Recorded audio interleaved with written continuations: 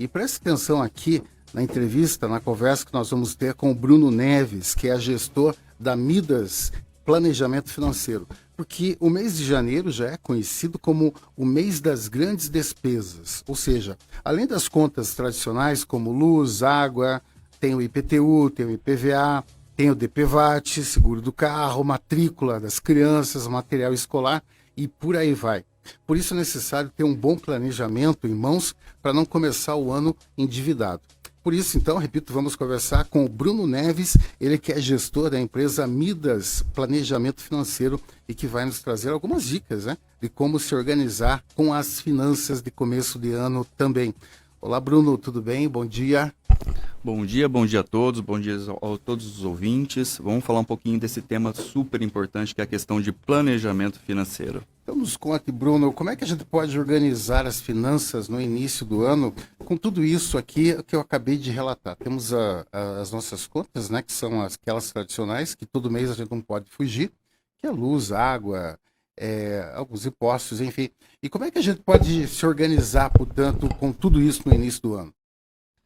Marcelo, vamos pensar no seguinte contexto, né? Primeiro, para fazer uma boa organização, a gente tem que pensar de dois modos. Primeiro, a gente vai ter dois grupos de pessoas. Geralmente, a gente tem o grupo das pessoas que já tem um contexto de dívidas já pendentes do ano anterior, e a gente tem pessoas que estão ali pensando numa nova organização para pensar em investimento e como é que isso vai acontecer durante o ano. Então, pensando nessas duas classes primeiro, vamos pensar em destrinchar como é que acontece essas duas questões, né? É importante a gente saber que hoje praticamente 99% da população brasileira, isso é dado oficial do BGE, quando chegar numa terceira etapa de vida, vai precisar de um auxílio, seja questão de contexto de governo, familiares ou até mesmo amigos, para que eles possam se organizar e se manter, né? É um dado bem alarmante, né? E uma questão que as pessoas deixam de fazer, né, nessa questão de organização é ganhar e gastar mais do que ganha, né? É um primeiro ponto. Eles acabam comprando de forma impulsiva, né? Acabam deixando de poupar e também não fazem nenhum tipo de investimento. Isso é uma questão bem interessante. E eles deixam de se organizar na questão do que é ativo, do que é passivo e acabam não tendo uma grande organização das suas receitas e das suas despesas. Bruno, só para que o ouvinte possa saber, explica o que é o passivo, que você falou, correto, e o que é o ativo. São termos um pouquinho técnicos, né? Sim, mas sim, vamos trinchar isso. Vamos... mas são simples assim para que o ouvinte possa também entender, né, e começar a fazer essa organização. Você falou então do ativo e do passivo. Exatamente. Ativo é justamente aquilo que te traz dinheiro e basicamente passivo é tudo que te toma dinheiro, né? Então, partindo desse princípio, a gente precisa entender como que a gente vai fazer uma boa organização. Hoje a gente sabe que a gente tem uma série de mecanismos dentro do mercado para poder fazer uma gestão do seu dinheiro. Então, uma boa possibilidade é a gente buscar algum aplicativo na internet, hoje diretamente no celular, a gente sabe que a gente tem uma série de ferramentas que consigam auxiliar a gente entender melhor quanto a gente gasta e principalmente quanto a gente ganha. Partindo desse princípio, seria muito importante a gente fazer uma primeira etapa que é justamente planilhar qual é o meu rendimento, como é que entra a minha receita, né? Quanto eu ganho, né? E dentro desse ganho é importante que a gente faça uma distinção de duas classes principais, principalmente quem é o profissional liberal autônomo e quem que é o profissional contratado de uma empresa, um profissional seletista, por exemplo, né? Dentro dessa sistemática, a gente tem que pensar no seguinte: como que eu vou, durante o meu mês, projetar o meu rendimento? E na sequência, eu tenho que entender um pouquinho melhor dos meus mecanismos de gastos. E aí vai a questão do o quanto eu ganho para minhas despesas principais de locomoção, de moradia, todas as questões principais que eu vou ter durante a minha vida, né? E dentro dessa sistemática, quando a gente fala de planejamento, é muito importante que a gente tenha o seguinte princípio. Vamos pensar numa construção de uma casa para facilitar só o entendimento do ouvinte, né? Uma casa a gente nunca começa a construir pelo telhado. A gente sempre pensa primeiro em contratar um engenheiro, um profissional, um arquiteto, e a gente vai começar pela base, pela fundação. Então, partindo desse princípio da fundação da casa, para que depois, posteriormente, eu possa erguer as paredes, né? O planejamento financeiro também tem alguns princípios que eu devo cumprir para que eu possa ter um bom desempenho e falar que eu estou investindo, que eu estou me organizando. Partindo disso, vamos pensar numa base, que seria o alicerce, né? Como se fosse uma construção de uma pirâmide, onde eu tenho uma base muito larga, muito estabelecida, muito sólida, para que depois eu faça o meu crescimento. Nesse sentido, a primeira coisa que as pessoas erram, e erram muito na questão de fazer um planejamento, de fazer um investimento, que elas querem começar pelo topo, elas querem começar pelo telhado. E como que funciona isso? Elas pensam em fazer investimento, e aí que está o erro. Elas começam a pensar em investir em bolsa de valores, construir patrimônio, né? Não está errado pensar dessa forma, mas Mas a está base não está errado sólida. exatamente em construir dessa forma. Então vamos pensar o seguinte: primeira coisa que a gente precisa ter para que a gente construa uma vida de forma adequada, uma vida de forma de uma construção bem sólida. Primeira coisa que eu preciso ter é pensar no que a gente chama de blindagem, né, de vida, blindagem de patrimônio. Primeira coisa que eu indicaria para esses ouvintes seria pensar em se organizar com uma questão muito simples, que é um plano de saúde. Se você tem um plano de saúde adequado, organizado, que ele te atende às suas questões, atende à tua família, dificilmente você vai requeimar, por exemplo, uma reserva de emergência numa questão de uma saúde, né? Hoje a gente sabe que depender única e exclusivamente da questão do sistema único não é uma boa opção, né? A gente vai demandar muito tempo para que isso aconteça. Segundo ponto, pensar na questão da proteção financeira. O que seria proteção financeira dentro desse contexto? A gente pensar em como eu vou salvaguardar aquilo que eu estou ganhando. Por exemplo, um seguro de vida que cubra alguma questão se eu parar de trabalhar por um determinado período ou se eu ficar afastado durante um período.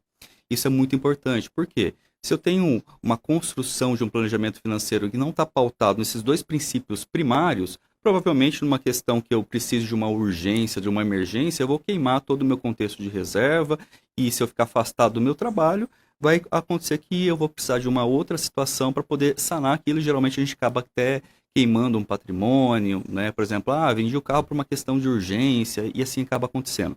Então, isso seria a gente falar de blindagem patrimonial, que seria o primeiro contexto de um bom planejamento. Após estabelecidos esses dois contextos primários, Marcílio, a gente pode partir para um próximo ponto, que seria a gente falar de reserva de emergência. Aí sim nós estamos entrando no que é, propriamente dito, investimento. Seria a gente pensar numa reserva de emergência, aí logicamente a gente vai fazer uma distinção entre duas classes principais.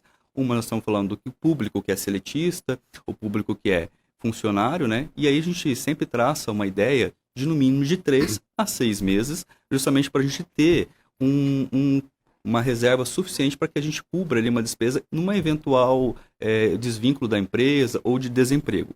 Bruno, Pode falar, Marcelo. deixa eu te perguntar uma coisa. Quando você fala dessa base, a gente tem que ter uma base sólida. Me conta uma coisa. Numa família que, sei lá, só como exemplo, tenha 3, 4 pessoas, você quer dizer que o dinheiro de todas essas pessoas, tudo isso tem que estar nessa base? Ou você está falando de uma forma individual? Essa base, ela é da família, quem mora na casa. Exato. É isso? A economia de cada um.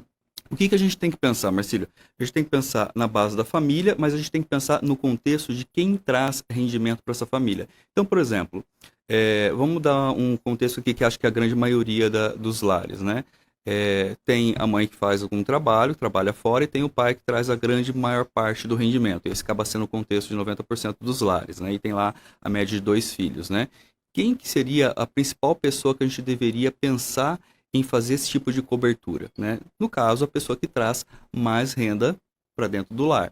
Justamente nesse sentido é que eu falo de ter um plano de saúde, de ter um tipo de proteção financeira, um tipo de um seguro de vida, caso aconteça alguma coisa desse membro da família se ausentar do trabalho durante um longo período por uma questão de uma invalidez ou mesmo de uma doença que ele tenha que se afastar para um tratamento, por exemplo. Então isso vai cobrir esses pontos, né?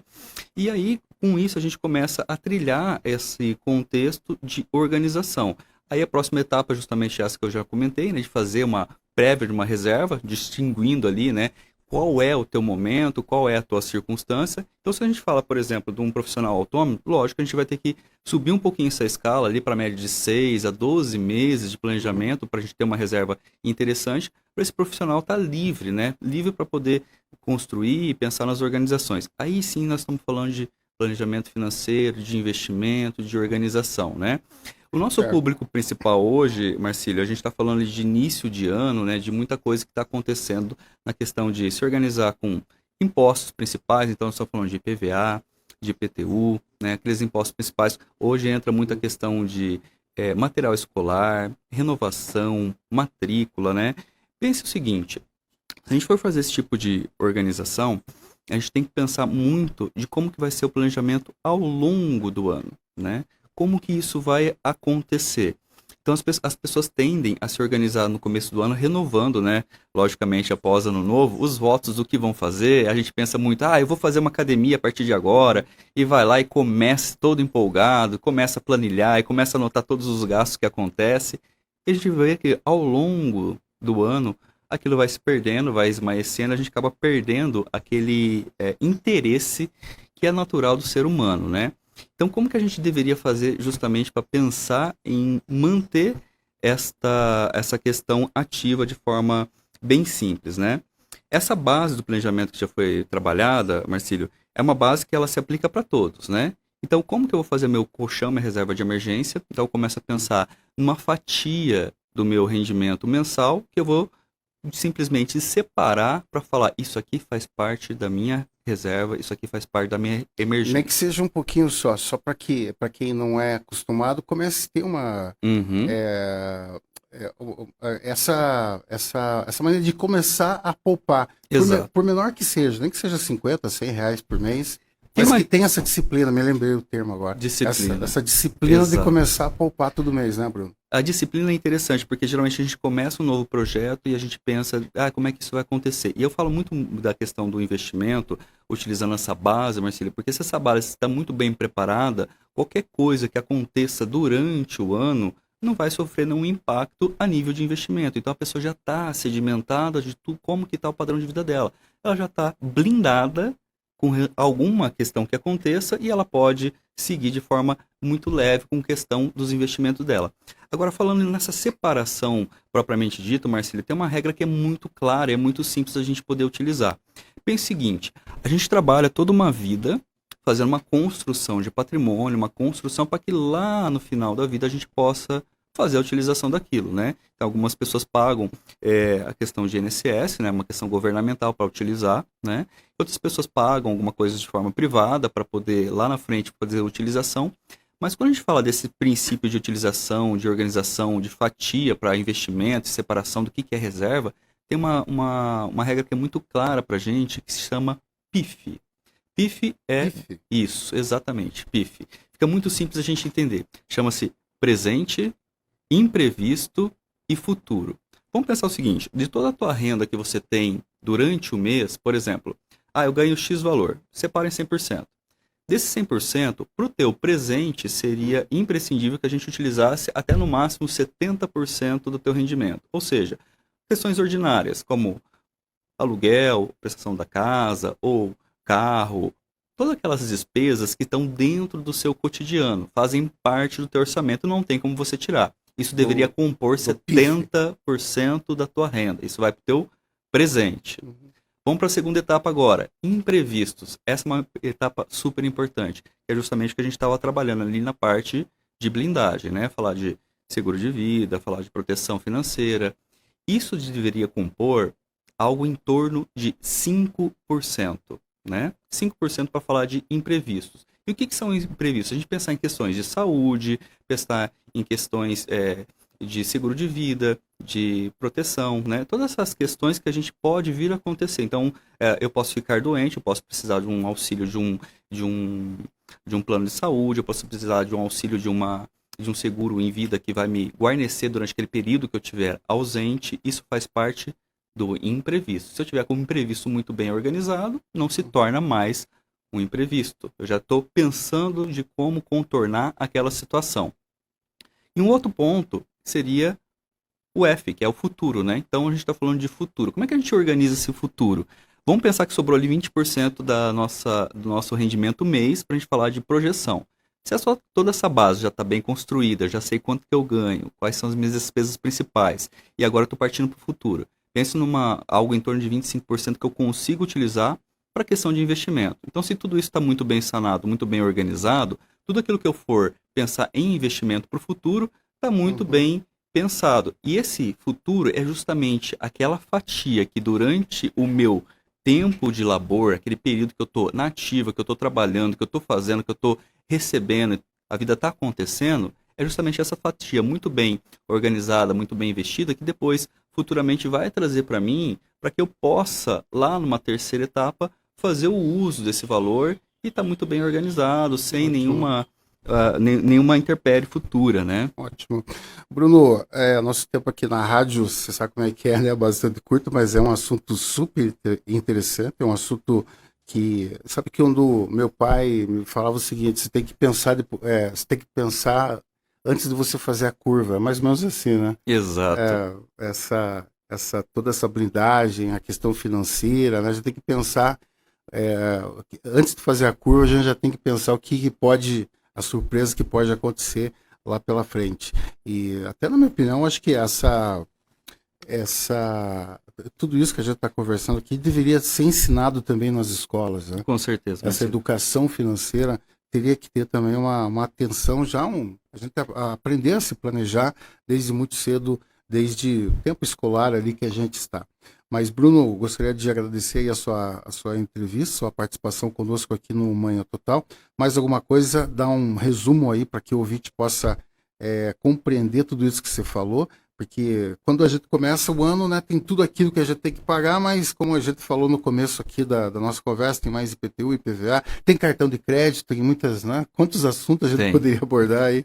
Eu vou dar uma dica final para os nossos ouvintes, que é justamente, se aquele ouvinte que está no momento que ele ainda tem dívidas pendentes do ano anterior e está se projetando Uhum. para um novo ano, uma dica interessante é, não pense somente em saldar sua dívida para começar a fazer a base do teu planejamento. Isso é como a gente fazer uma nova regra alimentar. A gente não muda do dia para a noite um pensamento, a gente não muda de um dia para a noite um hábito. Então é interessante que esse ouvinte faça uma força-tarefa para fazer uma fatia para a gente falar em cobrir despesas, cobrir dívidas anteriores Uhum. e, ao mesmo tempo, comece a formatar uma base de um planejamento novo, uma base de um investimento. Isso vai fazer que, ao longo do tempo, ele entralize, né? ele introjete dentro dele uma mentalidade de mudança. Isso vai facilitar que, ao longo do tempo, ele comece a pensar num novo mecanismo, né?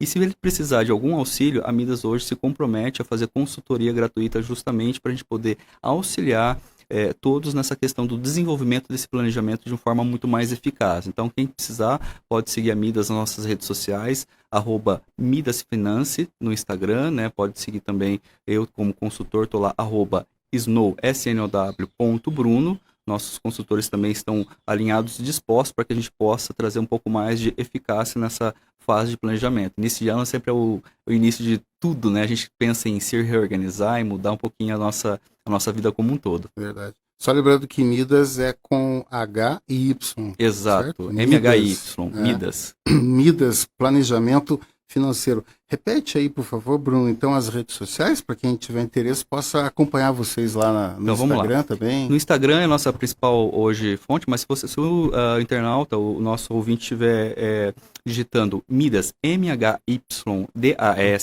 no Google já vai ter a nossa referência da nossa base, no Instagram, no nosso site, também o meu pessoal, né, @snow.bruno, né, snow.bruno, é a minha rede principal também, né? Se precisar de algum auxílio, pode digitar lá, a gente vai ter o maior prazer em atender todo mundo e em mostrar como é que isso acontece na prática. Certo. Aliás, acabou de entrar no estúdio aqui ele que tem um planejamento financeiro excelente. Esse daí tem muito para ensinar para nós.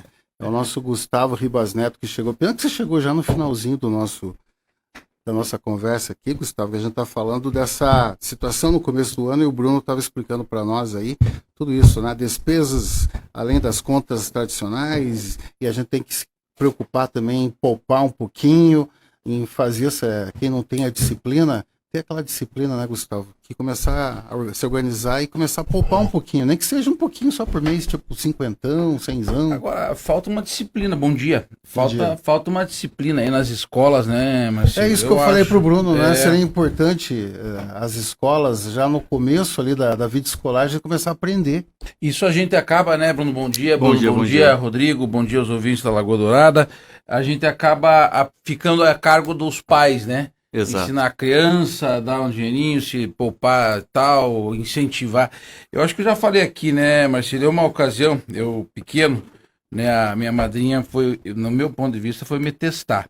Ela chegou para mim, sei lá, criança aí de 8, 9, 10 anos, perguntou para mim assim, você quer ganhar no teu aniversário de Natal brinquedo ou você quer ganhar uma novilha, né, uma vaca? Uma vaca. Aí eu falei, eu quero ganhar a novilha. Olha só. E eu Você trocou um brinquedo por uma vaca. por uma vaca, 2 vacas, né? 2 vacas por ano. E ganho até hoje. Olha só. Até hoje eu ganho. Então, chega numa época de desmama que a gente fala, né? E então o gado desmama, vai pro verde, né? Pastagem de inverno, e daí no retorno, na saída da pasta de inverno, já deixa um gado lá para mim. Então a gente tem que incentivar de algum modo, né? Principalmente as crianças e as pessoas. A gente vive num consumo muito grande, né, Bruno? O incentivo ao consumo é fenomenal, né? Hoje em dia. A gente é bombardeado toda hora, a todo momento. Consuma, compre. Né? Então tem que ter esse cuidado que também a gente não pode e não precisa comprar tudo, né, Bruno? Na verdade, a gente tem a mania de fazer a compra por impulso, né? Uma dica bem interessante que a gente sempre dá é verifica se aquilo é uma compra emocional ou é uma compra racional. Como é que a gente distingue isso? Se for uma compra emocional, aquela compra daquela vontade, aquela coisa de comprar só na questão da emoção, dá um passeio, dá uma volta, reflete, respira, vê se aquilo faz sentido para você em realizar aquela compra, depois volta para fazer aquela compra, né? Provavelmente a hora que a gente voltar, a gente vai ter um pensamento diferente sobre aquela compra. Já não é mais a mesma percepção. É isso tudo que o vendedor não quer, né? O Exato. vendedor de uma loja, ele não pode deixar você sair, né? Não pode deixar você pensar. A tendência de perder é muito Exato. grande. Bruno, você tem que voltar outra vez aqui pra gente falar, porque é muito interessante. Só fazer o convite e essa voltaremos. dica que você passou aí, excelente, hein? Tá precisando dar uma respirada, dar uma volta na quadra, depois pensa bem se aquilo que você está achando que precisa, né, comprar Exato. naquele momento realmente é necessaro. Exato, Marcílio. Então, é isso. Mas você volta aqui em outra ocasião, né, para você que não falar vai mais. mandar café para você hoje, não. Por quê? Ele falou que não vai ter café para você. Ih, tão Olha lá, bravo comigo. olha lá, tá vendo?